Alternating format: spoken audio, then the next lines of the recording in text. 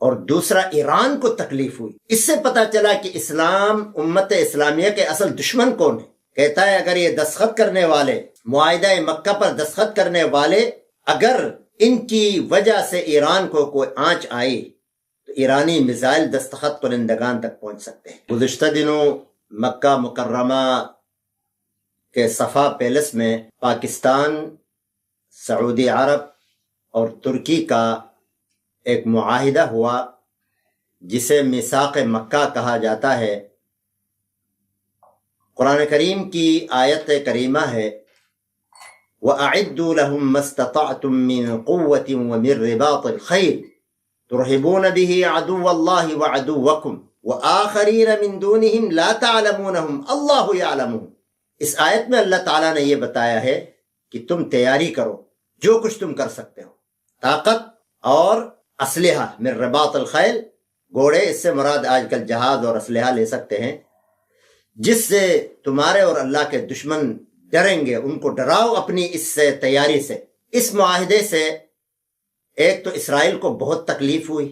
اسرائیل کا ایک سابق وزارت عظمیٰ کا امیدوار نفتالی بینٹ کہتا ہے کہ یہ اتحاد ہمارے لیے خطرہ ہے۔ Iran. Turkey is trying to flip Saudi Arabia against us and establish a hostile Sunni axis with nuclear Pakistan. اور دوسرا ایران کو تکلیف ہوئی۔ اس سے پتہ چلا کہ اسلام امت اسلامیہ کے اصل دشمن کون ہے۔ اسی طرح ایران کا ایک سابق عبوری رہبر اعلیٰ اور ممبر شورائے نگہبان علامہ علی رضا عرافی، اس نے تو کچھ زیادہ ہی خطرے کا اظہار کیا ہے۔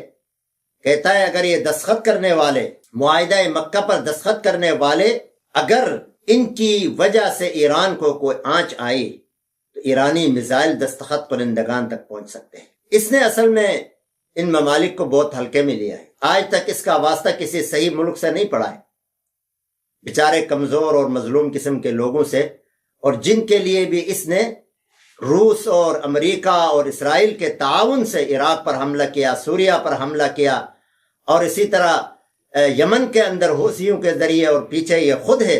یعنی پورے عرب ممالک، عرب ریجن میں شرارت کی اور بےایمانی کی اور بدماشی کی جڑ یہ ایران ہے۔ اب جب مسلم امہ کا اتحاد ہوا تو یقیناً یہ مسلم امہ سے خارج ہے۔ میں تو کہتا ہوں اس کو کبھی مسلم امہ میں شامل کرنا ہی نہیں چاہیے، یہ ہے ہی نہیں مسلم۔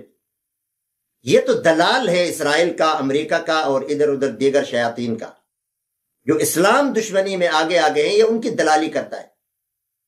اسی لیے جب بھی پاکستان انڈیا کی لڑائی ہوئی، اس نے انڈیا کا کھل کر ساتھ دیا، اس کا تو یہ کردار ہے۔ بہرحال اب اس معاہدے سے بہت تکلیف ہوئی ان دونوں ملکوں کو، تو اس سے پتہ چلتا ہے پاکستان کا chief army staff Asim Munir نے ان کے دم پر پاؤں رکھا ہے۔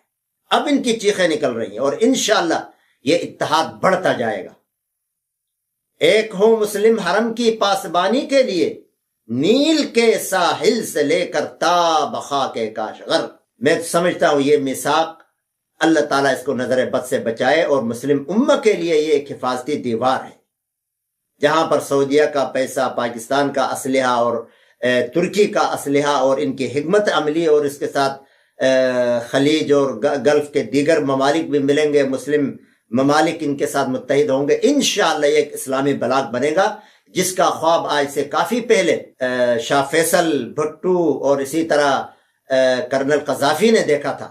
انشاءاللہ اس خواب کی تعبیر ابھی ہوگی۔ اللہ تبارک و تعالی اس کو محفوظ رکھے حاسدین کی نظروں سے، اور اللہ تعالیٰ اس کو مضبوط بنائے، اور ان لوگوں کو مزید اللہ تبارک و تعالی اس طرح کے اچھے معاہدے اور اس کے ذریعے حرمین شریفین اور مسلم امہ، مسلم ممالک کی حفاظت کی توفیق عطا فرمائے۔